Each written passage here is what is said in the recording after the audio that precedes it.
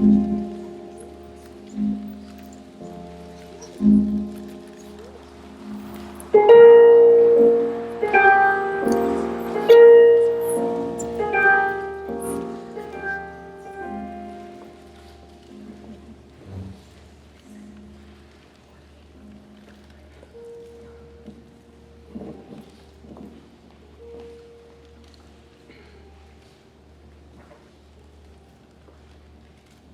the origins of the Hound of the Baskervilles there have been many statements, yet as I come in a direct line from Hugo Baskerville, as I had a story from my own father who also had it from his, I have set it down with all belief, that it occurred even as it here set forth.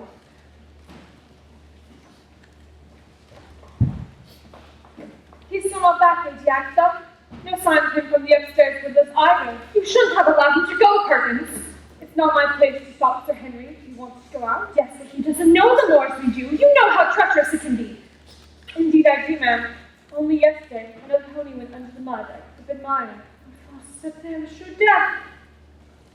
Anyhow, Barrymore's going to fetch him back. Good. I'm expecting a Dr. Watson and a Mr. Holmes shortly. Show them in the minute they arrive. I will, ma'am. Will you be wanting tea? Yes, for 4. Sir Henry will be joining us, I trust.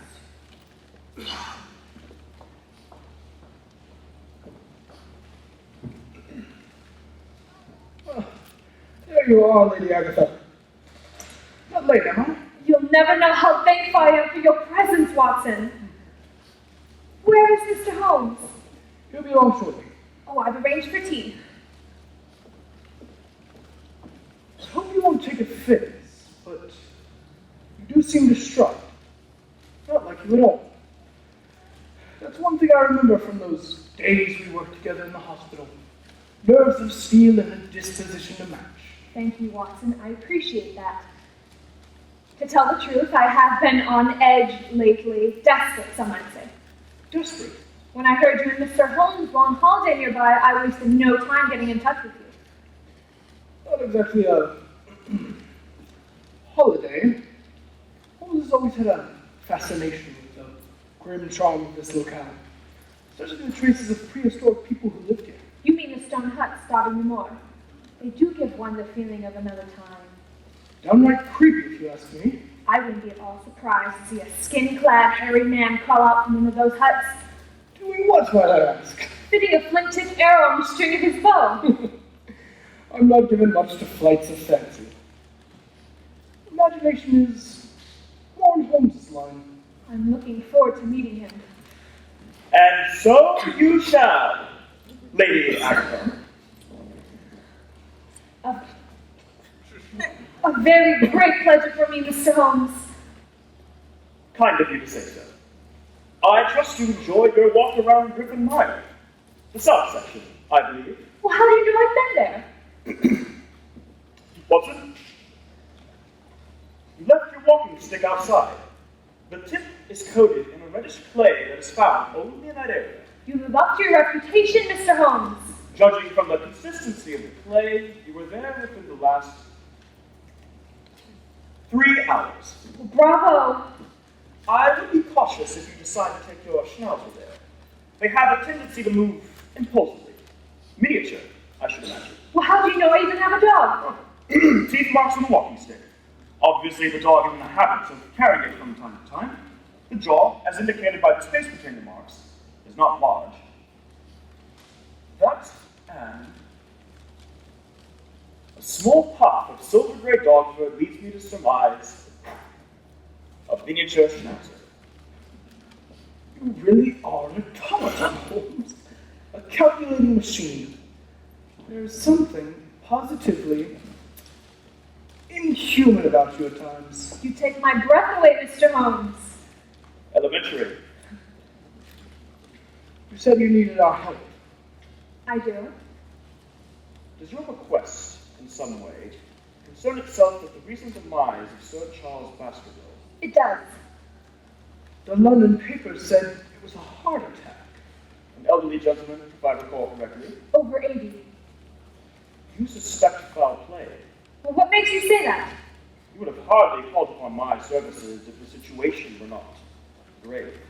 I have always considered myself a rational woman. Watson can vouch for that. Absolutely. I have never taken the occult seriously. The occult? Perhaps this will explain it.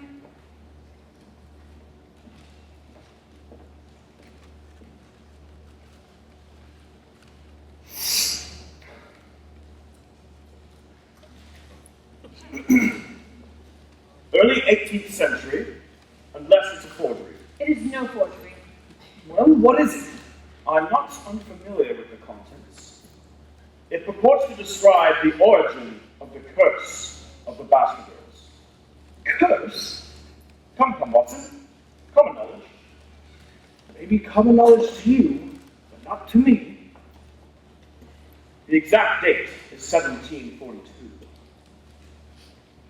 Sir Hugo Baskerville was a villain, a coarse man given to excess of intemperance and rage.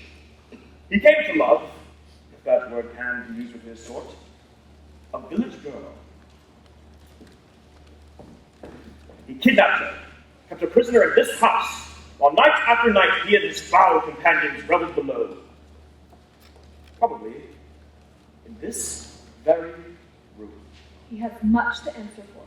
One night, with the aid of stout ivy outside her window, she made her escape. Good for her. There's more to it than that, Watson. Sir Hugo gave chase over the moor, his companions in drink riding at his heels. He outdistanced them. Sir Hugo's friends found him on the moor, by the two great stones. You can see them from the upstairs window. They mark the door to some long-forgotten temple. I've seen them. Frightening things in the moonlight.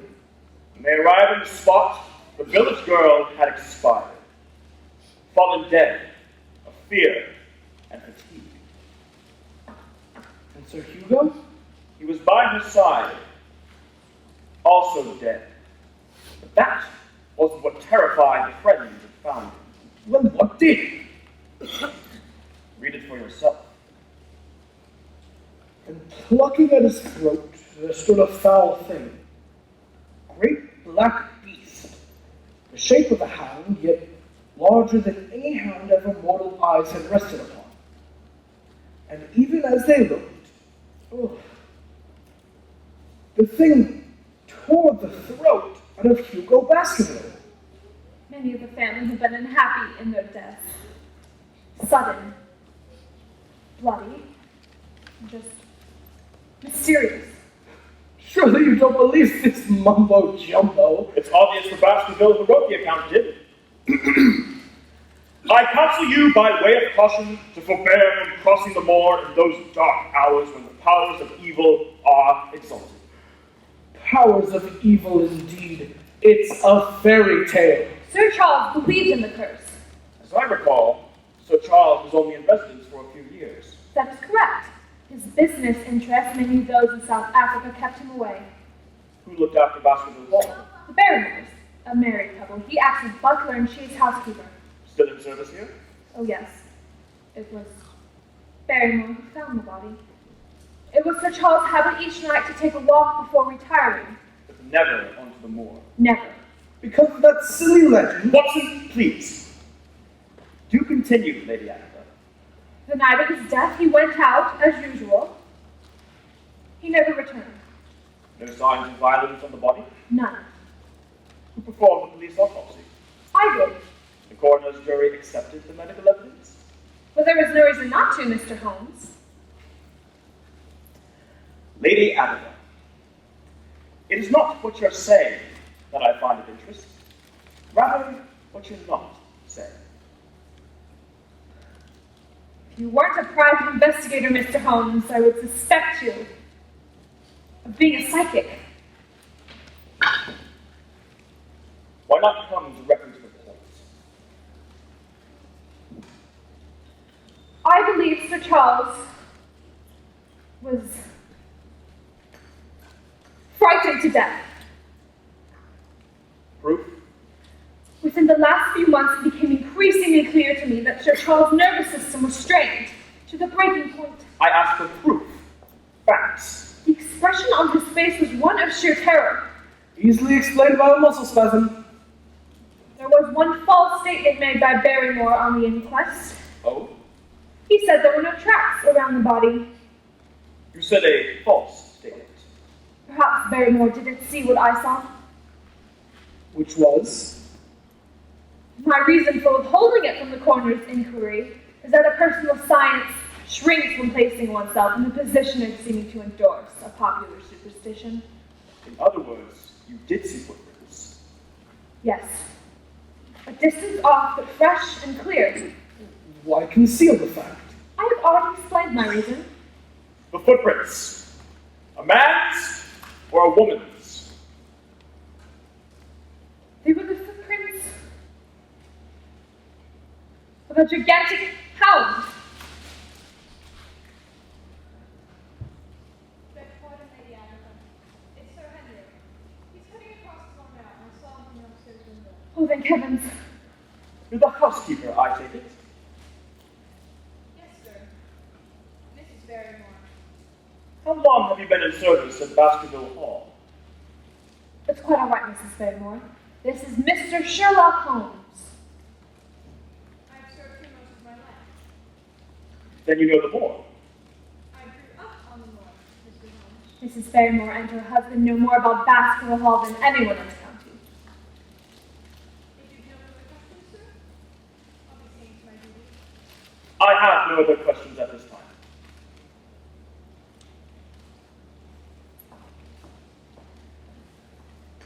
Remarkable. Reminds me of A.D. Small, the noted axe murderess of Charing Cross.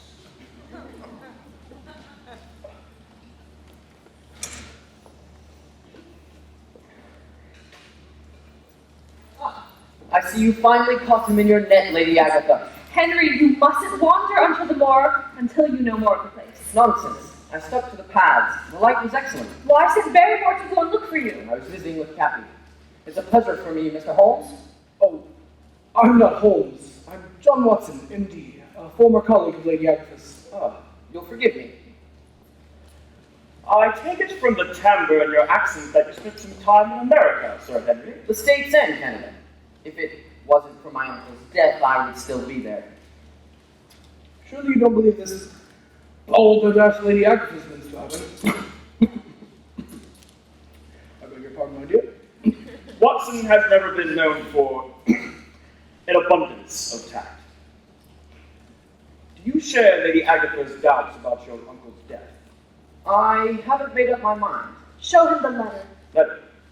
This arrived one morning at my London hotel.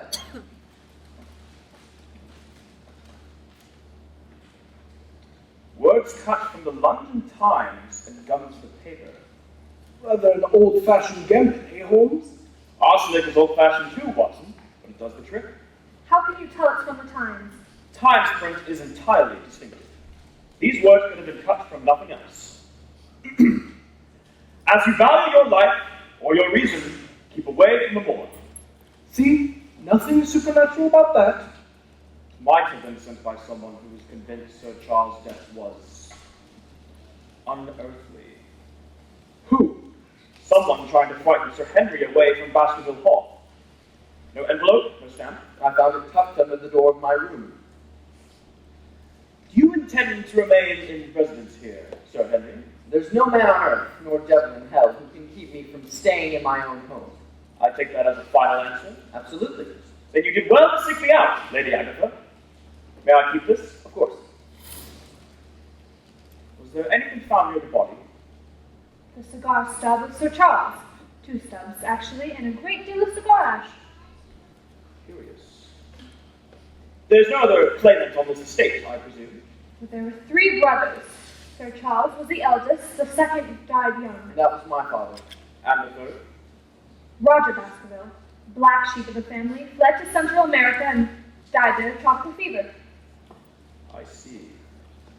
Now, supposing something happened to our young friend here, you'll forgive the unpleasant hypothesis. Who would inherit? Since Roger died unmarried, the estate would descend to James Desmond. A distant cousin. Is there any other kind? Watson, please. He's an elderly clergyman living in the village of Tracy Coos. Quite close, actually. It's a short distance. Who profited from Sir Charles's will? There were many insignificant sums to individuals and a great number of charities. He was a generous man. Yes, yes. The Barrymores each received £5,000. He was generous. Did they know they would receive this sum? Sir Charles was fond of talking about the provisions of his will. Unwise. I hope you won't suspect everyone who profited, Mr. Holmes. After all, I inherited 10,000. Sorry. You will take the case, Mr. Holmes?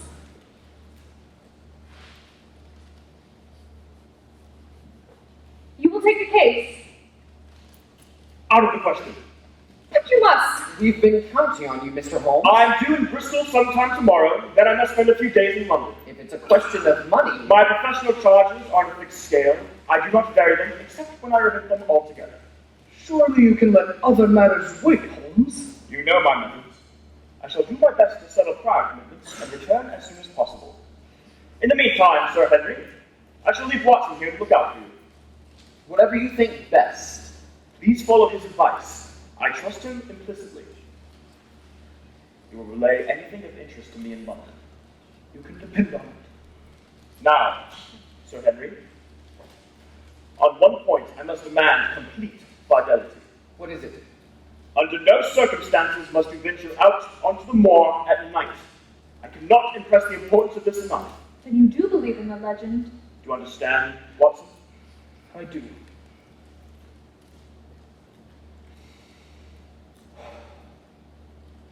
There's something in the air that disturbs me. The air? What's in the air, Mr. Holmes? The scent of murder, Sir Henry. Murder.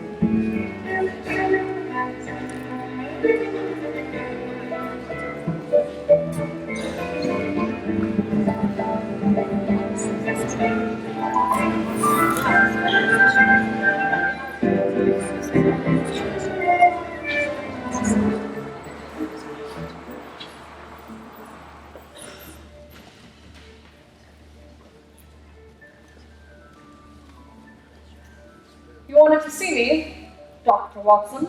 Oh, yes, very well. I'm not quite sure how to put this. Sir? I mean, I myself am not entirely sure what I heard. Last night, around midnight, did you hear the sound of a woman sobbing? I did not. Perhaps it was the wind. The wind racing on the moor can make all sorts of strange noises. Oh, the sound most certainly came from inside the house, not on the moor. I was thinking it might have been Mrs. Barrymore. We share the same room, Doctor. If my wife had been crying, I would have known. Could it have been Perkins? Highly unlikely. She seldom spends the night. She lives with her family over on Grimpen Road. the wind racing on the moor. You may be right, Barrymore. I'll be going into town later this afternoon, Doctor. Is there anything I might pick up for you? Let me think. No, I think I'll be headed in myself. Very good, sir. One moment, Barrymore. Your family has been in service here for quite some time. My father was the caretaker. My family has looked after this hall for 4 generations.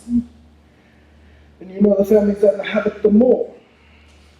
I do. I can see the cottage of Lady Agatha and Baskerville Hall clearly marked on the map.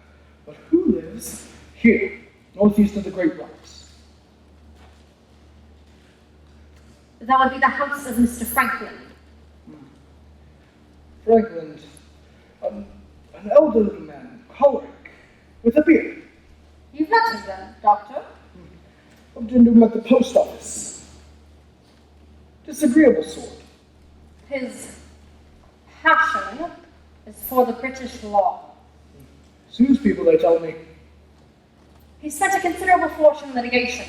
Mr. Franklin fights for the mere pleasure of fighting.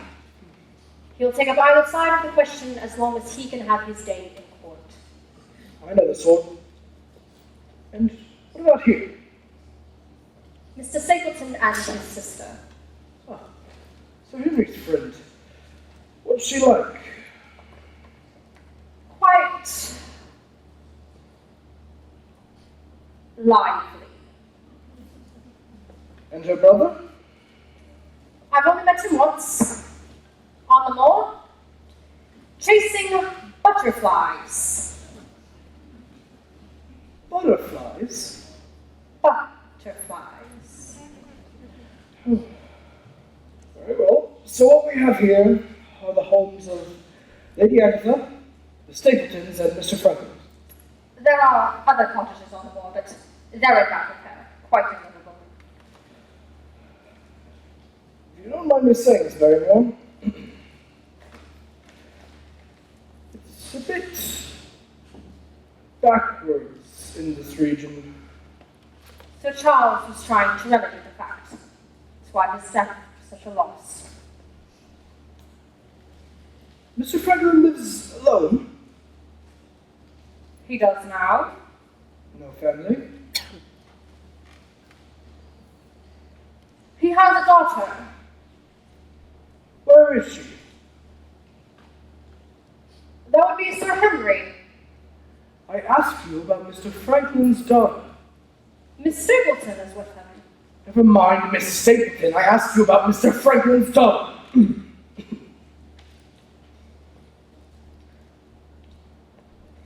Her name is Laura Lyons. Why are you making such a mystery of it? Never mind the flowers, I want a bit of lunch.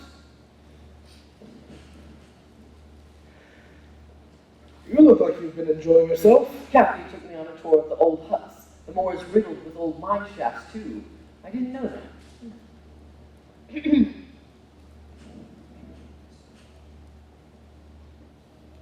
What is it, Barrymore? I wonder if I might have a word with you, Sir Henry. Certainly.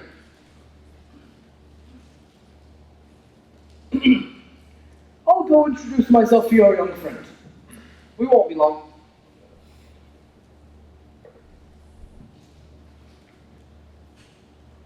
Well? My wife and I would be happy, sir, to stay with you until you've made fresh arrangements. I don't understand what that's supposed to mean. Well, under the new conditions, this house will require considerable staff. I wish I knew what you were driving at. What new conditions? Sir Charles led a retired life, and we were able to look after his wants. You would, naturally, wish to have more company, and as such, this house will require changes in its staff. I'm quite comfortable with you and your wife. Isn't Perkins of some help? She's a village girl, so not terribly bright, not accustomed to service. Not many are these days. What you're really saying is that you and your wife wish to leave. Only when it is convenient for you, sir. This is bad news, Barrymore. I hate to begin my life here by breaking an old family connection. My wife and I were both attached to Sir Charles. His death gave us quite a shock. It didn't exactly give me a sense of security, Barrymore. No, sir, but we fear will never again be easy in our minds at Baskerville Hall. What do you intend to do? We shall establish ourselves in some business. Sir Charles's generosity has given us the means to do so. Well, I won't try to stop you. We'll talk about this later. Very good, sir.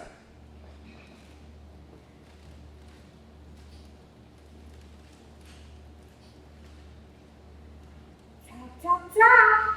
Is it safe? Barrymore has gone, if that's what you mean. Come along, Doctor, the coast is clear. We have the heat and some water. I'll ring for Perkins.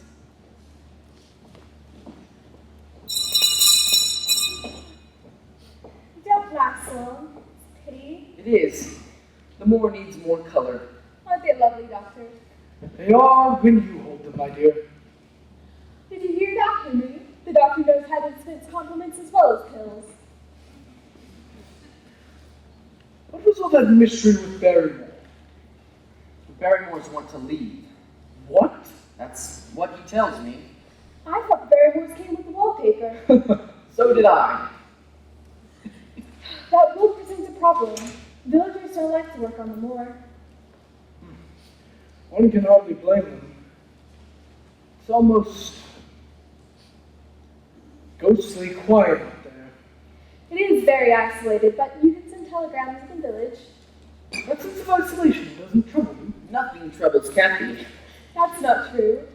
Especially when the mist is thick. It frightens me.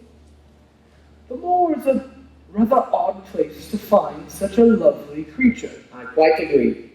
It makes me wonder why such a vital young woman would want to tuck herself away in this corner of England. Well, it wasn't exactly by choice. My brother and I had a school in the North Country, but I'm afraid the fates were against us. How so? A serious epidemic broke out in the school. 2 of the lads never recovered. Bad luck indeed. Our capital was used up. Poor Jack is devastated. He hasn't recovered yet. Still, the war is perfect for him. Why is that? He has an avid interest in botany and zoology. It keeps his mind occupied, and expenses are minimal. Still, we have our books, we have our studies, and we have interesting neighbors. Put these in water, will you, Perkins? Yes, sir. No, just for the base. I'll arrange it myself. Yes, miss.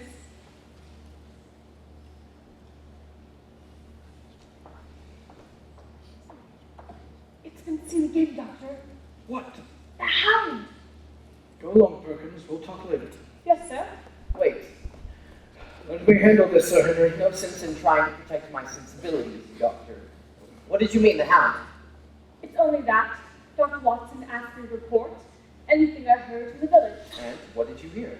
It's not what I heard, Sir Henry. It's what Mr. Blake saw and heard. Blake. The greengrocer, that man's adult. Well, what did he see and hear? He was on his bicycle, and he heard a long, low moan sweep over the moor. I've heard it once or twice myself. What? The bogs make odd noises. It's the mud settling or the water rising or something. That's not what Mr. Blake said. Well, my own guess would be a bittern booming. Good gracious, what's that? It's a very rare bird. Practically extinct in England now, but all things are possible on the moor. I wouldn't be at all surprised if that what Mr. Blake heard is the cry of the last of the bitterns. That'll be all, Perkins. Yes, Sir Henry. Seems all the servants are in something of a mood. I tried to get Barrymore to tell me about Mr. Franklin's daughter. He pointedly avoided the subject. He's not one for gossip. It's a rather sad situation. She married an artisan lying to commit sketching on the moor. He turned out to be a blackguard and deserted her. Then her father refused to have anything to do with her because she married without his consent. I wonder why Barrymore couldn't have told me as much. When you've been here a while, you realize these people are clannish and protective of one another. If you'll excuse me, I think I'll go have a word with Mrs. Barrymore.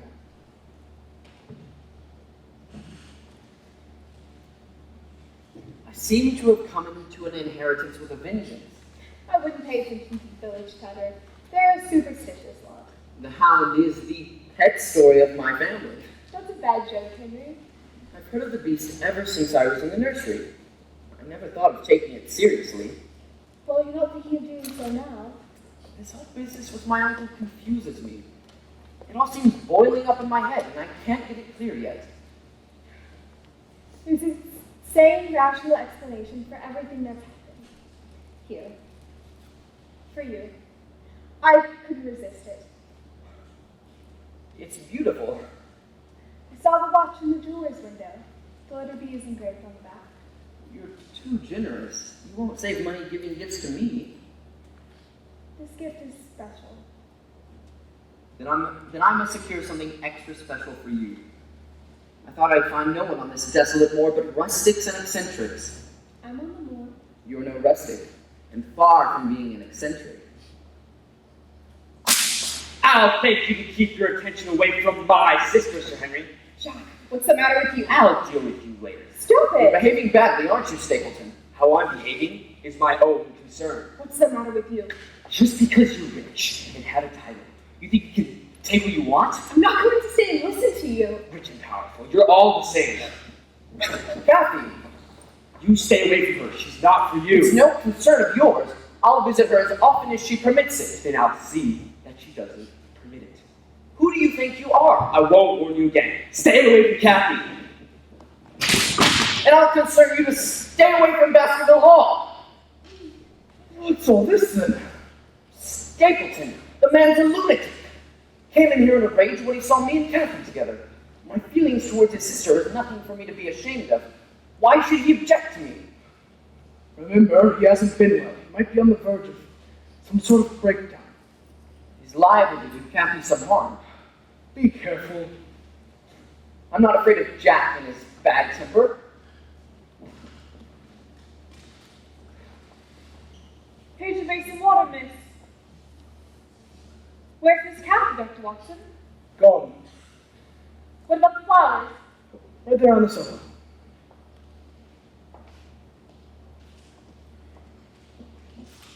I wasn't allowed to finish, sir. Hmm? About Mr. Blake. He didn't only hear the hound. Oh? He saw it. When? Last night, sir. How did he describe it? More like a great dark shape than anything else. Moving so fast, Mr. Blake feared for his own life. If it were only a great dark shape, how could he have been sure of what he saw? Because his eyes were fire red, and he was breathing flame. Do you believe him, Dr. Watson? I'm sorry to say that I do, Perkins. Why, sir? Because I got a glimpse of what Mr. Blake saw last night on the moor. The Hound of Baskervilles? No, Perkins. A hound of hell.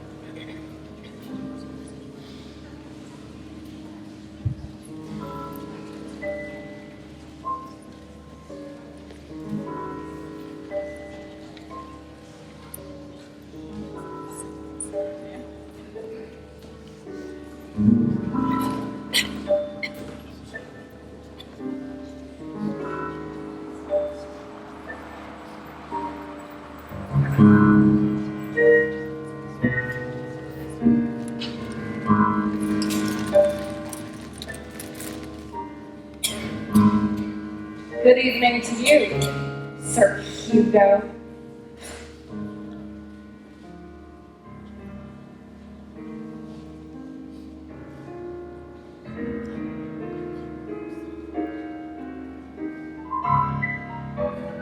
Dr. Watson, are you back?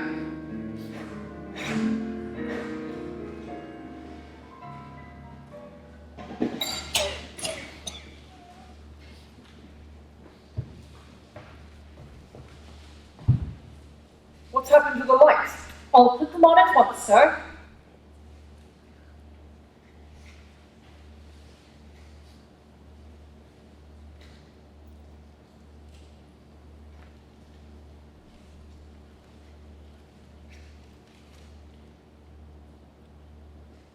Oh, it's you, Barrymore. What are you doing down here in the dark? In the dark, Sir Henry. You have an annoying habit of repeating things. Well, I'm afraid, sir, I fell asleep. That's most unlike you. I suffer from headache, sir. I felt a bit faint and thought, if I rested for a moment, I would feel better. Whatever you say. I was looking for the weekly journal. My wife has it, sir. It came with yesterday's post. I would like to see it. At once, sir.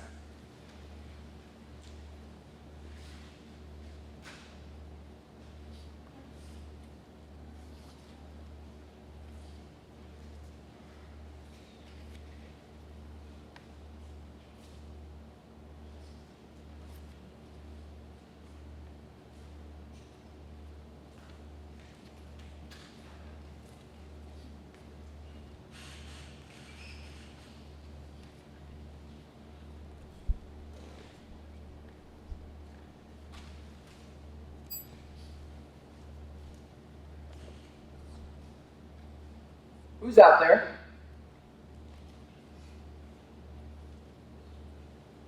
Dr. Watson, is that you?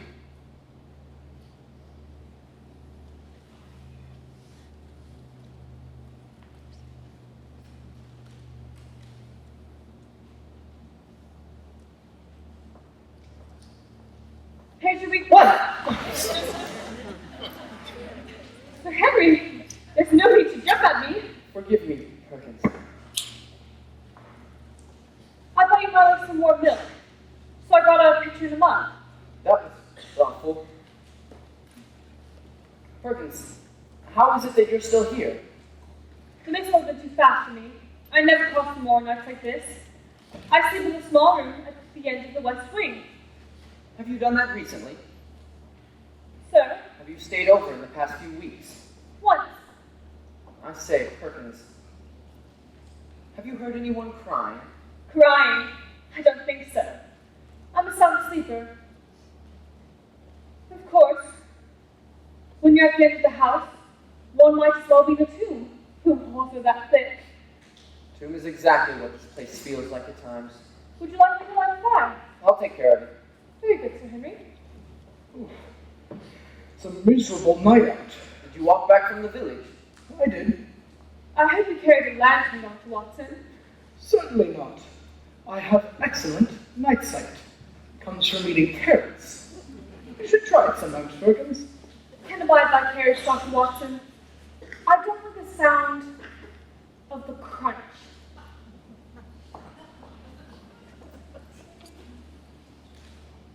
These villagers are everything Kathy Stapleton said they were. Imagine that.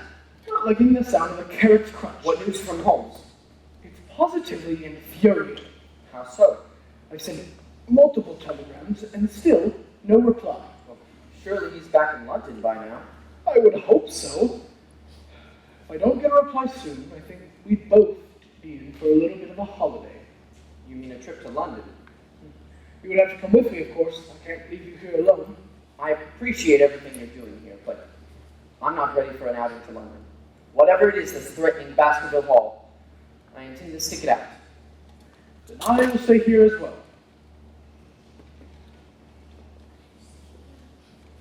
Did you see anything When? on your walk back? Can't see a thing. The mist out there is thicker than guilt.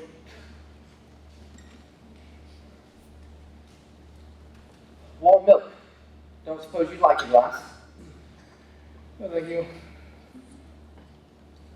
Why did you ask me what you did? If I had seen anyone outside. I had thought I saw something at the doors. There's no one there now. Yes. Is there anyone in the room? Barrymore was in here, alone in the dark. Said he'd fallen asleep. He's an odd one. I'm inclined to agree with you. I don't know what he was doing down here, but I'm sure he wasn't sleeping. He was evasive with my questions. Yet, the Barrymores and Lady Agatha were the only witnesses the night your poor uncle met his death. It's clear to me that as long as there's no family in Baskerville Hall, Barrymore has a mighty fine home and nothing to do. Shh. There's no need to eavesdrop in the shadows, Barrymore. Come out where we can see you. Mrs. Barrymore, do you make it a habit of listening in on other people's conversations? No, sir, I do not. Do you care to explain your extraordinary behavior? You're thinking ill of my husband. What if we are? He's a loyal retainer, as I am. He would never do anything to harm you, Sir Henry. There's cold comfort in that. What have you there? I should have spoken out before, but it was long after the inquest that I found it. I haven't spoken a word of it to anyone. Not even my husband. I wonder. May I sit down? I'm not feeling at my best. Of course.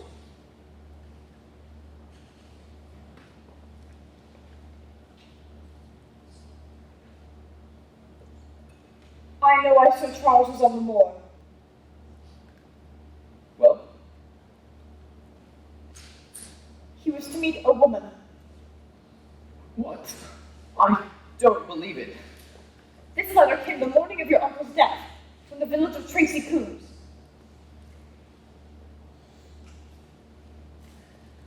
How long have you known this paper existed? A few weeks ago, I was cleaning out Sir Charles's study. It hadn't been touched since his death.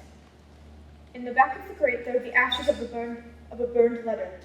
Most of it was charred to pieces, but one small piece, the end of the page, hung together. Please, as you are a gentleman, burn this letter, and be by the gate on the moor at 10 o'clock. How can you be sure that this is the same letter? The envelope it arrived in had a silver trim along the border. That same trim is on the bottom of the note paper that Dr. Watson holds. What's the woman's name? No name. Only the initials LL. I can't understand why you would want to conceal this information. We were both of us devoted to Sir Charles, as well might he, considering all that he'd done for us. To read this up again couldn't help our poor master. And it's best to tread carefully when there's a lady in the case. In other words, you thought this communication would somehow compromise Sir Charles's reputation. I hope I've done the right thing at last. You have. If you've no further questions. Later, perhaps.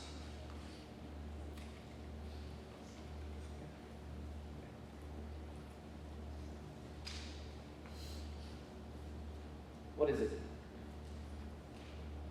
I was just thinking how the evil legacy of Sir Hugo Baskerville hangs on. It would have been better if he'd never been born.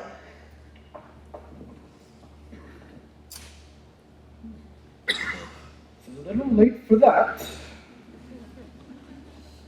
What do you make of this LL?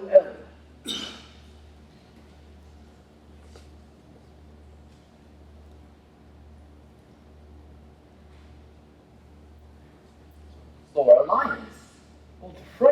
Mother. Of course.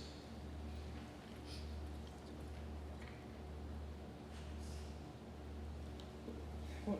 There's someone out there. Outside the house? Yes, outside the French doors. I'm sure. There's no need for that, Sir Henry. I have a revolver. No need for weaponry, gentlemen. Your intruder is an ally, Holmes. We thought you were in London. which is exactly what I wanted you to think. I think you'd be more comfortable seated, Watson, and I'd appreciate it if you'd point that revolver in another direction. Where have you been? On the moor, Since when? since the day Lady Agatha invited us for tea. Then you've never left. That is correct. You might have trusted me to keep your confidence. My dear fellow, you have been invaluable to me in this, as in many other cases, and your kindness might have brought me up some comfort or other, and an unnecessary risk would have been run. You underestimate me, Holmes. Never. I know, my dear Watson, that you share my love for all that is bizarre and outside the conventions and humdrums of everyday life. I trust you kept notes, jotted everything down. I have. Splendid. I still don't see the reason for all this deception. Had I remained with you and Sir Henry, my point of view would have been the same as yours. My presence would have warned the menace to be on its guard. In one disguise or another, I have moved about freely. What did you learn on the moor? Considerable. That doesn't tell us much.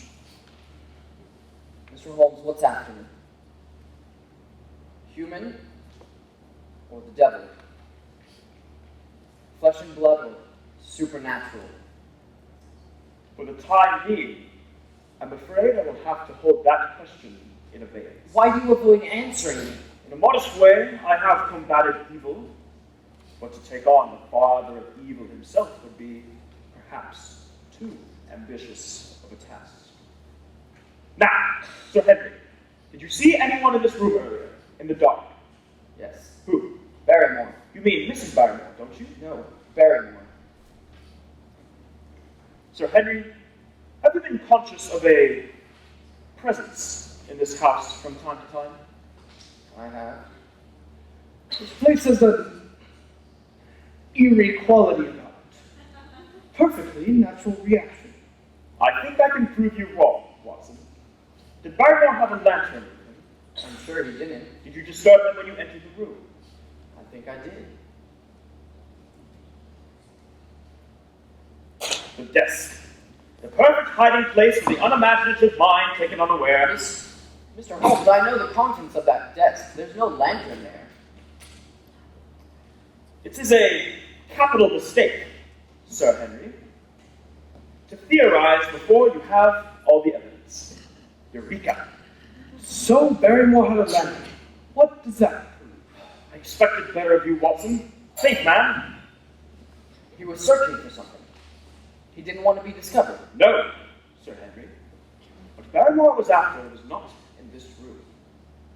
It was up there, on the moor. Watson, the lights. Hold this for me, will you, old chap?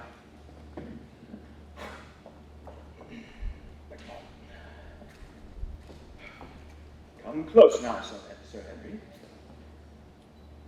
I shall now demonstrate that my time on the moor was put to good use. Keep your eyes on that mere clump of rock. How can be? The mist has blocked everything out. Not quite. What are you doing? I should think it's fairly obvious. You're signaling someone. Who? That is only one part of the puzzle.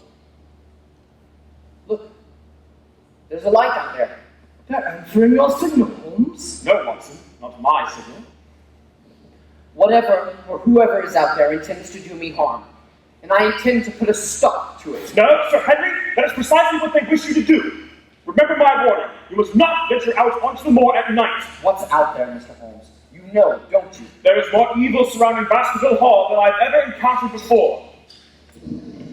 Listen.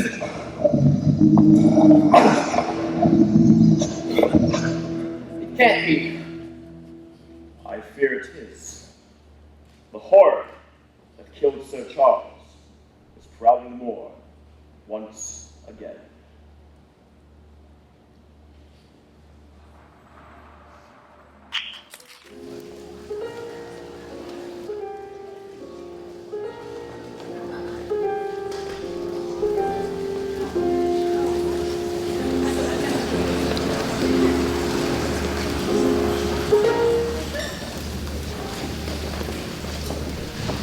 If you'll come in here, my dear, and wait, I'll tell Mr. Holmes you're here.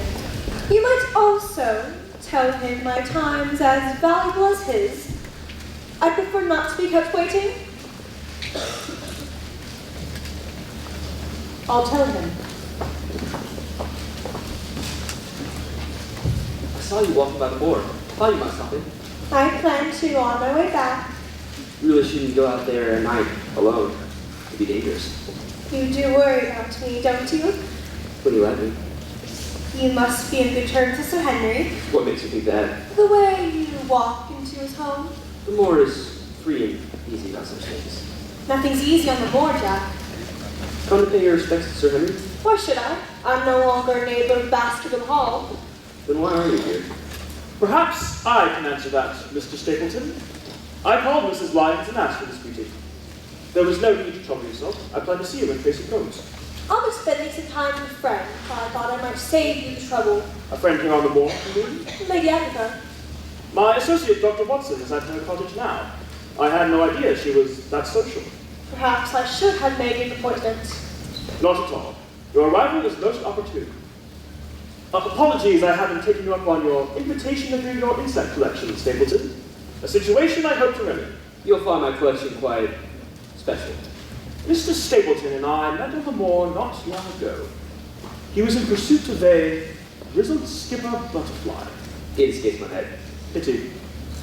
Are you here to see Sir Henry? My sister and I, yes. Might try the potting shed. He and Barrymore were there earlier. Will you walk with me on your way back, Lord? Happy to. I'll go find Sir Henry. I won't be long.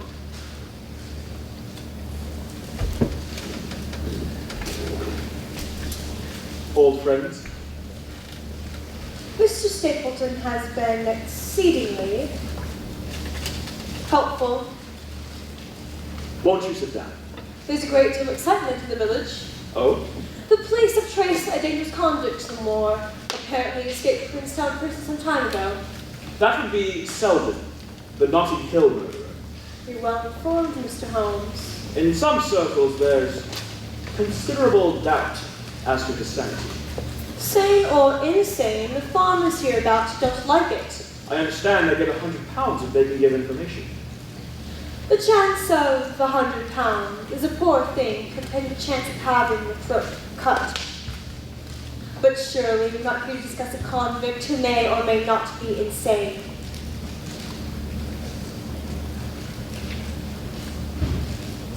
I understand you had the pleasure of knowing Sir Charles, Yes? and I had the pleasure of knowing your father. I don't know what you're driving at, Mr. Holmes. There is nothing in common between my father and I. I owe him nothing, and his friends are not mine. If it were not for Sir Charles and for some other kind hearts, I may have starved for my father cared. Did you ever correspond with Sir Charles? Why are you asking these questions? I assure you, Mrs. Lyons, they are necessary. I wrote to him once or twice to thank him for his kindness.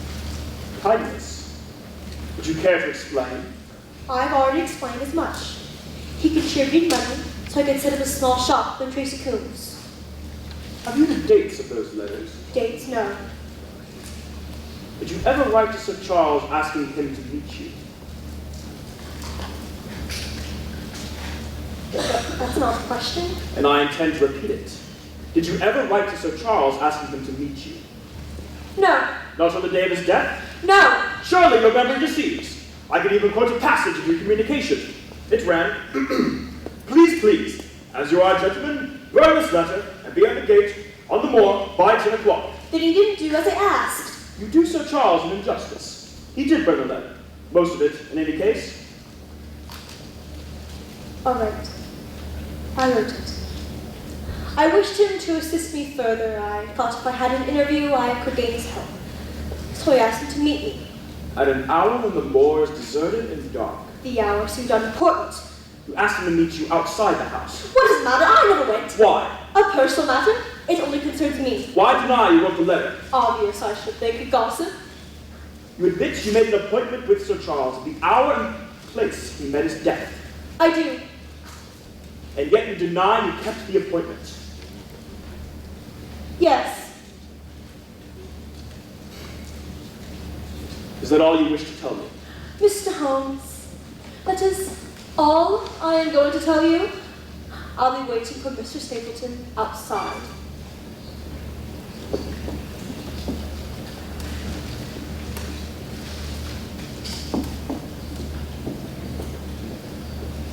Goodness. Remarkable woman. Not to the manner born, but giving excellent imitation.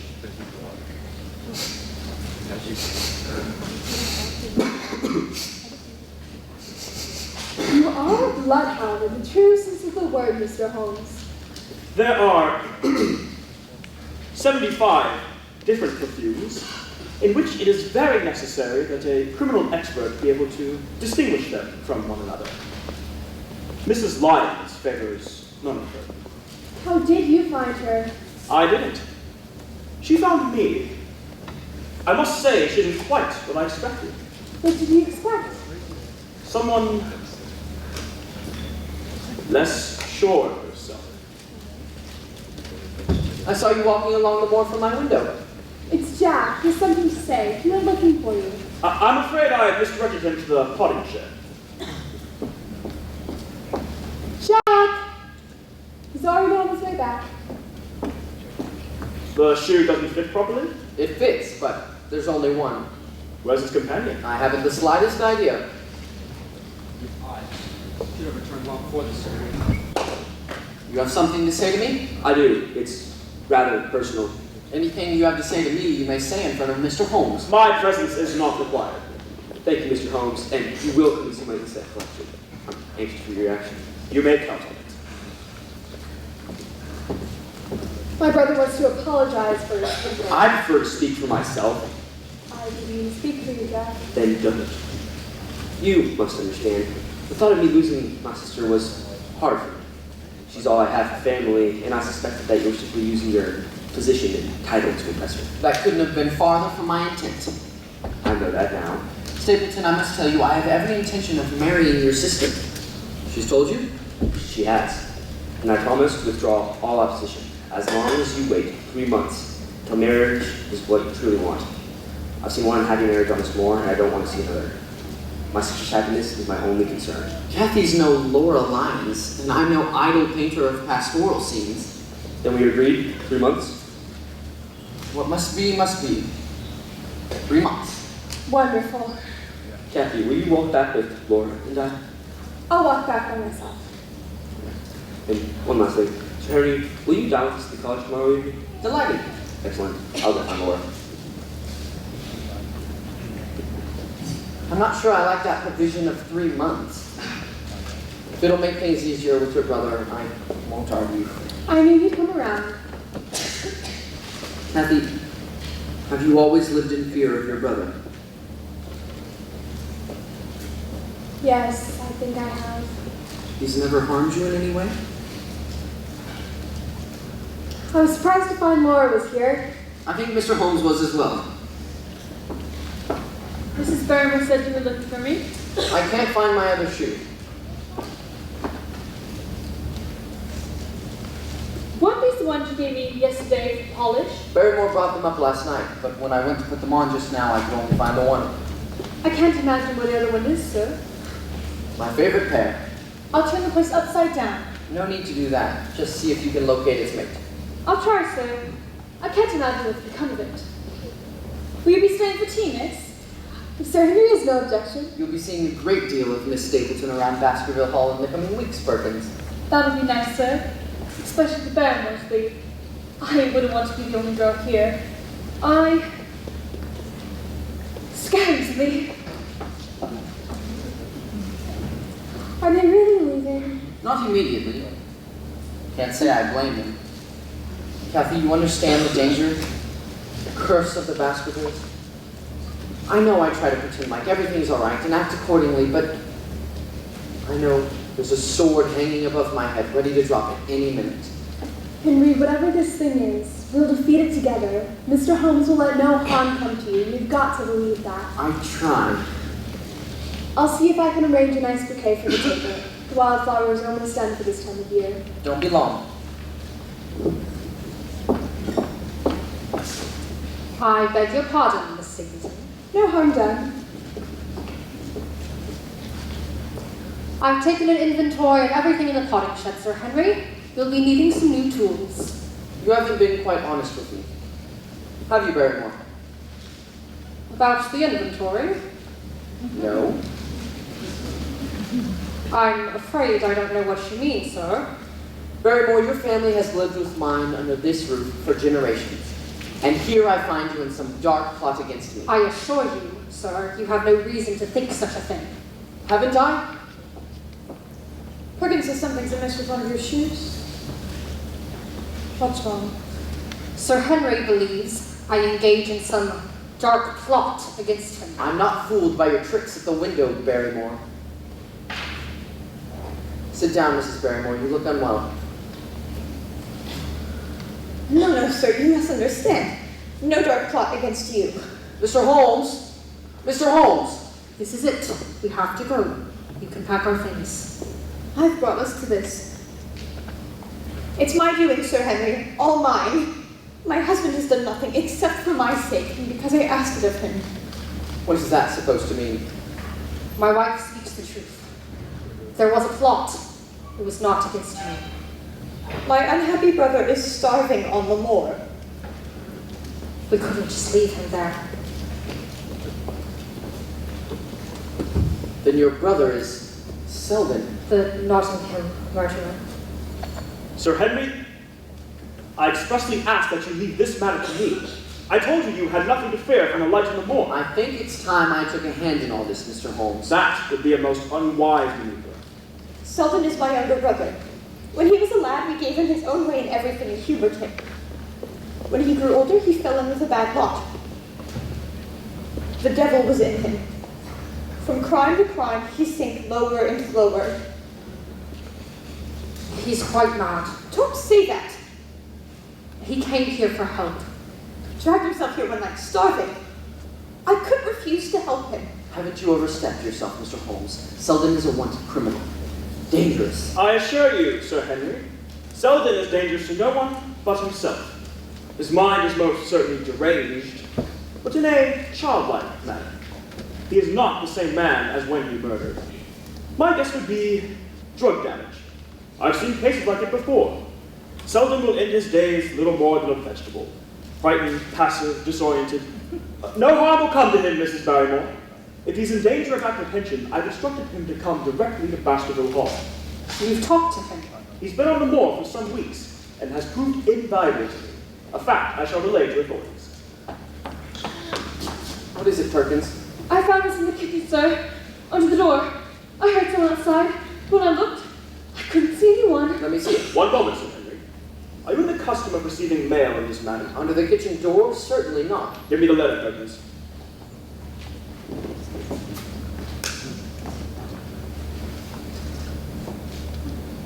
Curious. Well, Unless I'm mistaken, this is the same stationery used for your London warning. what's the message? If you value your life, leave Baskerville Hall tonight. There'll be no further warning. Cut from the newspaper? Not this time. It's handwritten. And it's signed. Signed. Signed, Lady Agatha Mortimer. Interesting.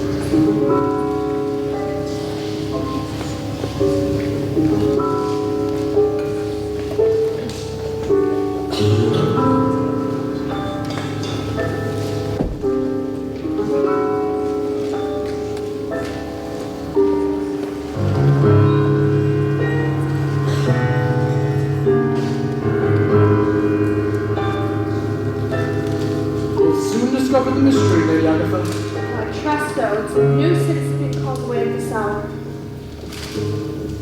There you are, Holmes. I see Barrymore has reached you. Good of you to come, Lady Agatha. He said it was urgent. It is. Dash it, Holmes, we haven't even sat down for dinner. My apologies. I'm famished. You make too much of food, Watson. You should follow my example. I am perfectly content with the roast beef sandwich and a cryptogram. Unfortunately, I can't eat cryptograms. Besides, it wasn't a roast beef sandwich, it was steak and kidney pie, my favorite. Lady Agatha was expecting a guest, too. I was looking forward to company.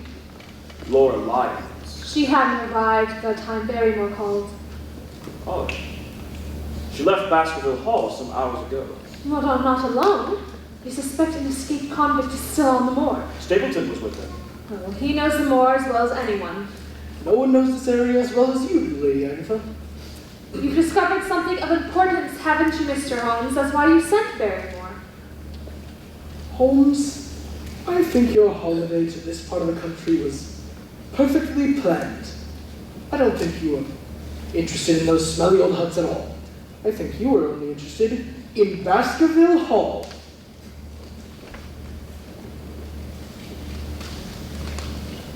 Watson, if you'd be so kind.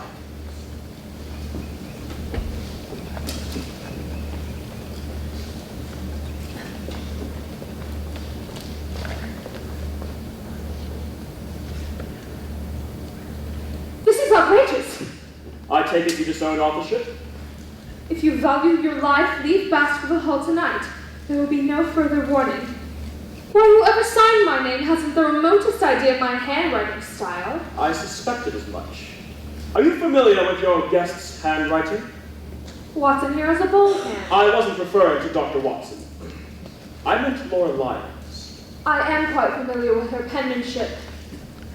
Laura did not write this message. Why would anyone sign Lady Agatha's name and not even make an attempt at a good forgery? To delay investigation, possibly. I don't think the signature is what's important. The writer was intent on pressing the warning. The net draws tighter. It settles one thing. There's Which is- no which is? supernatural business about all this ugly business. Really? Then how do you account for the beast you described to me? Dripping with bluish flame, eyes ringing with fire. I have forgotten about him. I haven't. The moor plays tricks, Dr. Watson. You saw something and you mistook it for the spectre. You've certainly changed your tune. I know what I saw. In that case, we're to surmise your spectral beast can also wield pen and ink. You're being rude, Holmes. No need to take offense. Positively rude. I take it you have suspicions on Laura. Suspicions about many things. Were you aware she was in correspondence with Sir Charles? No. Were you aware that Barrymore was in London the exact time Sir Henry received his first warning? Barrymore never leaves the moor. You are mistaken. I have it on authority that he left Baskerville Hall during Sir Henry's London stay. What authority? A gentleman on the wall. You mean Jack Stapleton? You'll be casting your doubts on me next. Mr. Holmes, you don't think I had a hand in this? You did leave out one extremely revealing fact when you first called upon my assistance. I told you everything. Everything? I'm not in the habit of lying. You neglected to mention one salient point. You are executrix of Sir Charles' estate. What if I am? In the event any misfortune should befall Sir Henry, who has yet to make a will, you would be in a most enviable situation. You go too far, Holmes. On the contrary, I don't go far enough. Not telling you was an oversight on my part, nothing more. Indeed. You know of my bad financial situation, don't you, Mr. Holmes? Thanks to Watson here. Well, he always did have a rather large mouth. I protest.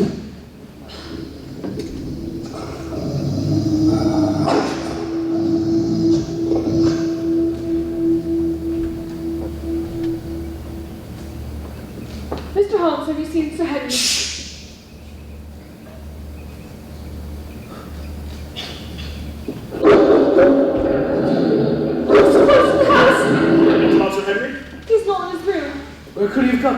The Hound! Come, Watson! We may be too late! What's wrong? What is it? Get Barrymore. Barrymore? Stop asking so many questions. Do as you're told. Be quick about it. Yes, ma'am.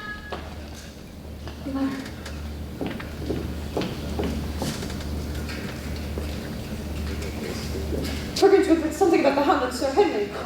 What are you doing? I was going to light the fire. It's not important now. Where's your husband? We need him. Perkins is fetching him. Where are Mr. Holmes and Dr. Watson? They've gone on to the morgue. Oh, they mustn't hurt him. He said he would help him. Who are you talking about? He's like a child now. He wouldn't hurt anyone. They'll need help, Barrymore. Mr. Holmes and Watson, they've gone after Sir Henry. He's out there. Sir Henry never goes on to the moor at night. Don't waste time. Get the strong light in the whole chest. They mustn't harm him. Why would they want to do harm to Sir Henry? You don't talk sense, woman. Not Sir Henry. My brother. He's been on the moor for weeks. Brother? Selden. The Notting Hill murderer. The escaped convict who has the countryside terrified. Yes. You know he's been out there. You said nothing! Mr. Holmes promised to help him. This is your brother they went after. It's the Hound! This place is cursed. I never wanted to believe it, but it's true. Stop talking rubbish. I'd be able to see if they'll need for me. No! Please, don't leave me. I'll get you a sedative. Have the lantern. I'm afraid that it will be of no use. Sir Henry? Dead. Impossible. If only it were true. I've never heard screams like that from a man or woman. He said bitten and clawed and chewed. Dr. Watson, please. You'll have to excuse my nerves. I've never seen anything like this. The supernatural is quite beyond me. What could have possessed him to go on to the moor after all the warnings? I don't know. He tried to flee, but the beast is too swift. Uncle and nephew. Murdered. One frightened to death by the sight of the beast. One driven to his end in escape. Flight to escape from it. I'll be along in a moment, Barrymore. Go give him a hand, won't you? Better bring the body in here. That won't be necessary. Well, there can be no mistake. He's dead. There is no mistake. Oh, poor Sir Henry. I'm afraid your sympathies are misplaced. You will have to prepare yourself for another shock. How do you mean, sir? In his distress, Watson neglected to wait for my full report. True, the man is dead. But he is a man with a beard. Beard? I regret having to be the one to bring you this information. My brother, isn't it? Yes, Why would the Hound attack Selden? he attacked a scent. Selden was wearing one of Sir Henry's hunting jackets. I can explain. A woman from a church committee asked if we had anything we might donate to a bazaar. Sir Henry donated some of his jackets, among other things. They were warm and comfortable, and I thought, why should others have them when my brother is cold and in rags on the moor? You have no need to reproach yourself. Perhaps it's for the best. I just wish he hadn't died so horribly. Perkins found me. Said I was wanted. Where have you been? We fear for your life. You promised to never go onto the moor at night. I was in the potting shed. Any prohibition against that, Mr. Holmes? None.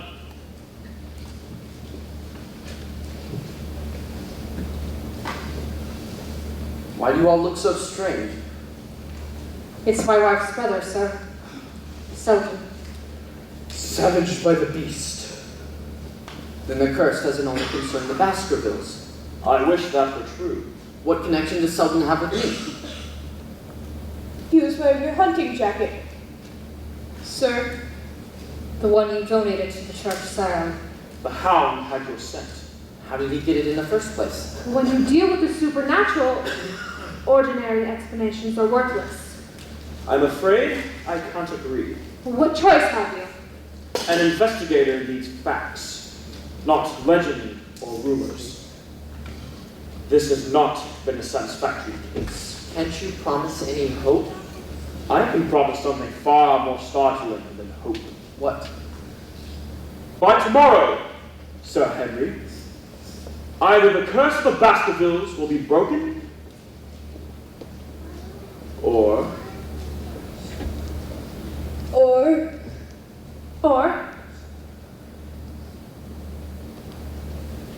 someone in this room will be dead.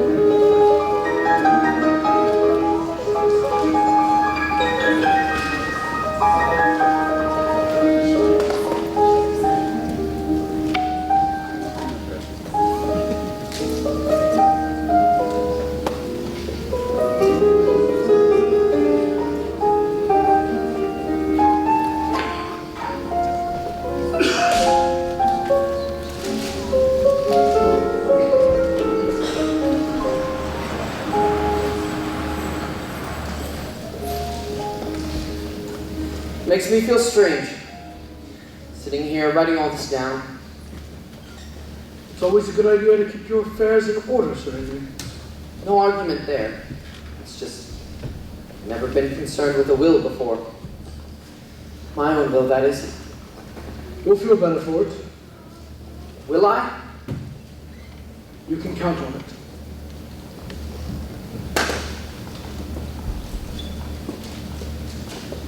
Can't imagine why Holmes went to see Lady Agatha this afternoon. Yesterday, he practically accused her of being implicated. At least we're done with that ghastly business with Selden.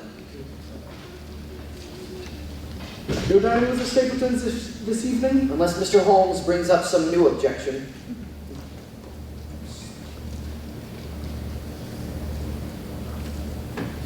Somehow, I can't help but feel that this will is a prelude to my Trust Holmes. I do intellectually. Emotionally, I'm tight as a knot inside.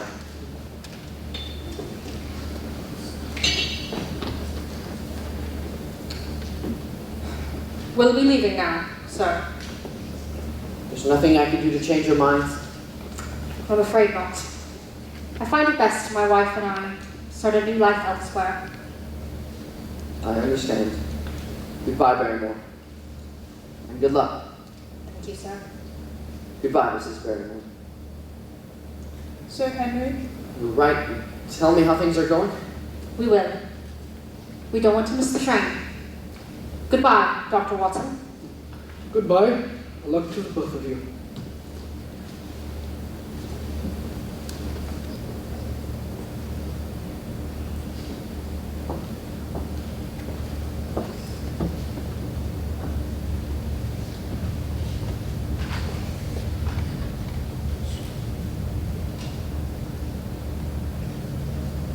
They'll be fine. They did well by my uncle's will. Handsomely. Still, I don't trust Barrymore. There's a train at this hour. Train? Train? What does a train matter? Forgive me. I'm tense. I can well believe it. You've been under a tremendous strain. Holmes is up in his room with his foul-smelling tobacco. He says this is a six-pipe case. I'm so sorry to intrude like this. Miss Barrymore said she come right in. I'm Mrs. Lyons, Mr. Franklin's daughter. I've heard of you. This is Dr. Watson. Oh yes, Lady Agatha's comrade. She speaks highly of you. I apologize that we didn't get to meet earlier. Have a seat, won't you? I must see Mr. Holmes. It's important. I'll get him. Thank you. You're not afraid to cross the moor? I understand they captured the convict. That's true. You mean the storm? I mean the Hound. It isn't the other world that will hurt one, Sir Henry. It's the living. I heard Mr. Holmes say that you were from the village of Tracy Coombs. I have a small shop. I have a distant relative living there. I've heard no Baskervilles in the area. No, his name is Desmond, an elderly clergyman. Could I get you something? I fear I'm understaffed at the moment. The maid leaves before dark and the Barrymores have deserted. I saw the suitcases in their grip. The place won't be the same without them.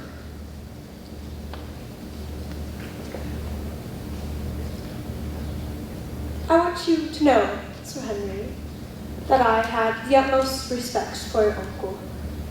He was kind, and generous, and most thoughtful. His death disturbed me.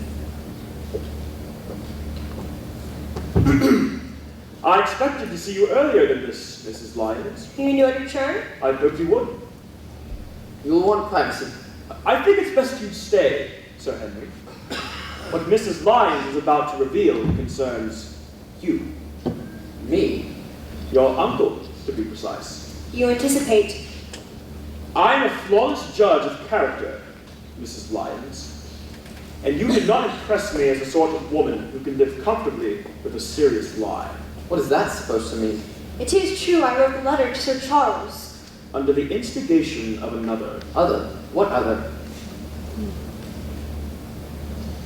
I haven't a clue. I know what you communicated in our earlier interview, and what you withheld in connection with this matter entirely. I regard this case as one of murder, and the evidence at hand may not only implicate your friend, Jack Stapleton, but his wife as well. His wife? Wife? What are you saying? The person who has passed for his sister is really his wife. I don't believe it. Nor I. He's not a married man. Kathy unwittingly revealed the news when she told Watson of the school she and her brother ran in the North Country. I made inquiries, and one of the employees of the school sent this. 4 years ago it was taken. I think you'll recognize the couple, Mr. and Mrs. Stapleton. The employee has written the identification on the back. Let me see that.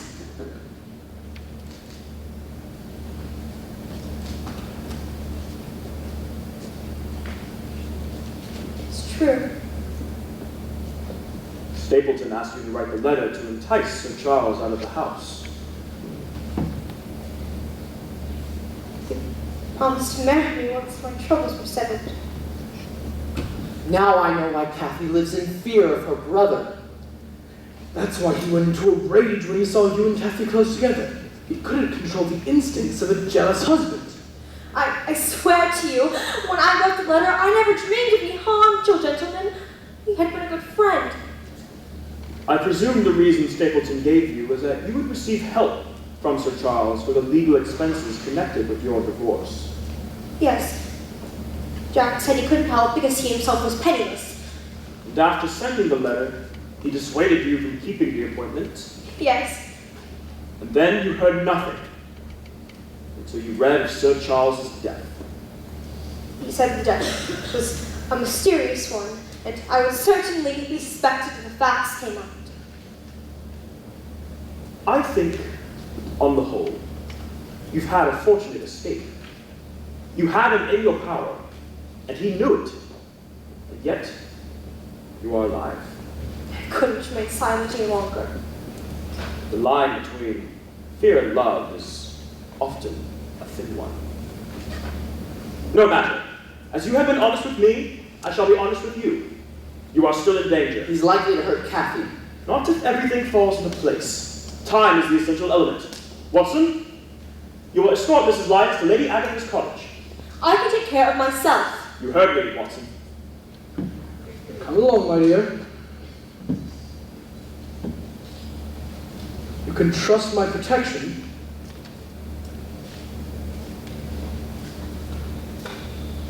I was right, you know. Nothing's easier than war.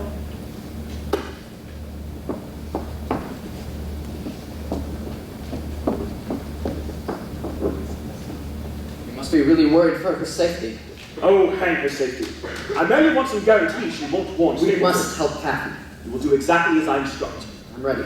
You will go to Stapleton Cottage and enjoy your dinner. You can't be serious. I don't think I can face Jack Stapleton. But that is precisely what you must do. You will divulge the path you will take on your return. Now, do you need me to elaborate, or can we just... Where will you be? Nearby. Leave within the hour. I'm not sure. Mr. Holmes. Mr. Holmes!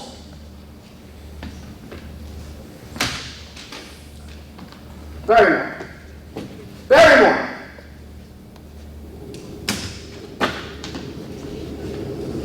Barrymore!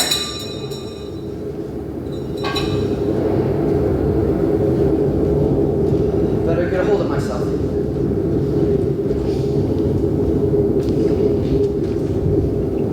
They're all gone.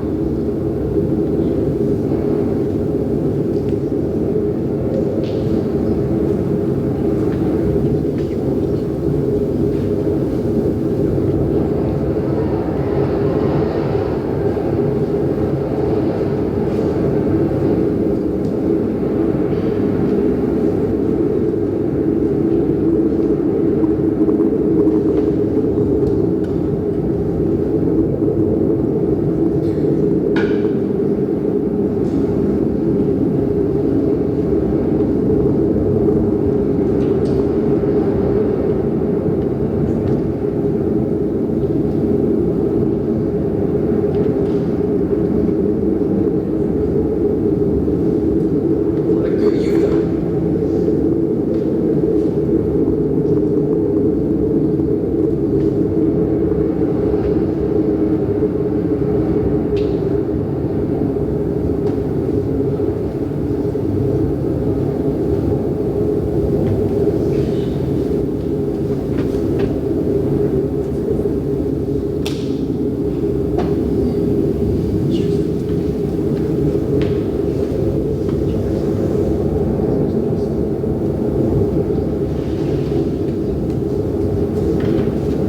The origin, the Hound of the Baskervilles. There have been many statements.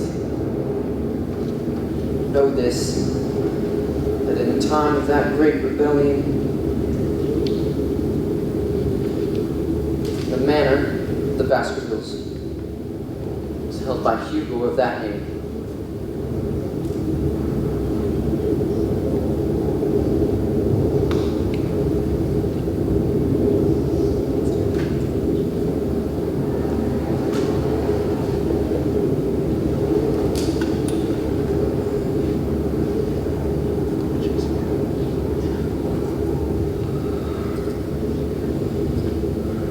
Wait 1 hour.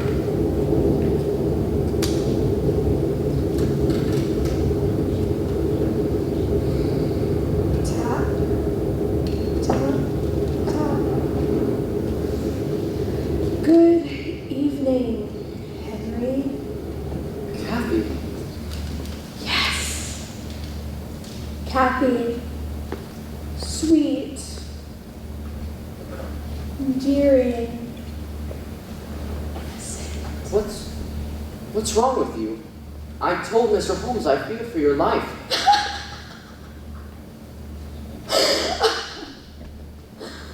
He knows you're married to Stapleton.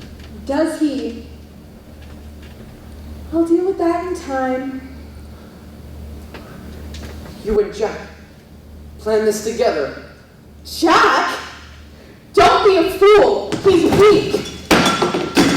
Never did a thing that I wasn't right behind him. Pushing. Insisting. It was all my idea. I don't understand. He's the son of Roger Baskerville, the younger brother of Sir Charles. The one who went to South America and supposedly died unmarried. Now everything will be Jack's. That means mine. He's my cousin?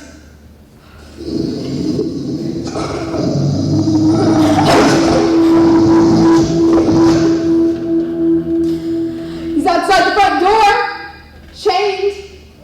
I waited till the house was empty, till the moor was dark. What is it? Yostens. He's starved. I keep him that way. I'm going to release him. No. You have only one chance. Onto the moor, Henry. Run, run, run! Outrace him if you can! It's your only hope! Run!